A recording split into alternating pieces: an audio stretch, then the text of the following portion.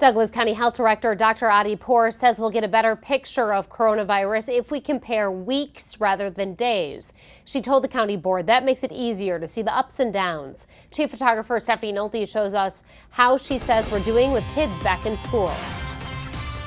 The first days of school are in the books for many students in the greater Omaha area. Social distancing, masks, and extra cleaning are now commonplace for students who are physically back in class. So how'd we do? Dr. Adi Poor says last week we had 119 cases of coronavirus in people under 20 years old.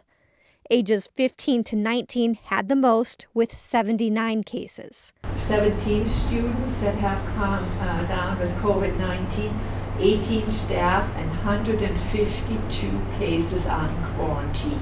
Dr. Poor compared cases popping up in schools to what we saw when sports teams began practicing a couple of weeks ago. The first week we had about 20 athletic teams who had cases in them. And the second week it was less, and the third week it was less, because coaches were now really reinforcing that social distancing, mask wearing once you get off the court. She hopes as students and staff get used to masks and the new rules, we'll see a decrease. Schools are struggling with this a lot because some of them are in older buildings where they cannot really have a lot of social distancing. The Global Center for Health Securities is visiting local schools to make recommendations. I think it is a little bit trial by error, so to say, but every school is slightly different. I have to share that with you. Dr. Poor says the population each school is serving is different too.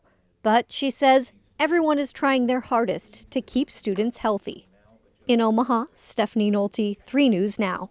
Dr. Poor says since the mask mandate went into effect, they've taken 19 complaints on the county hotline and 68 calls wanting an explanation.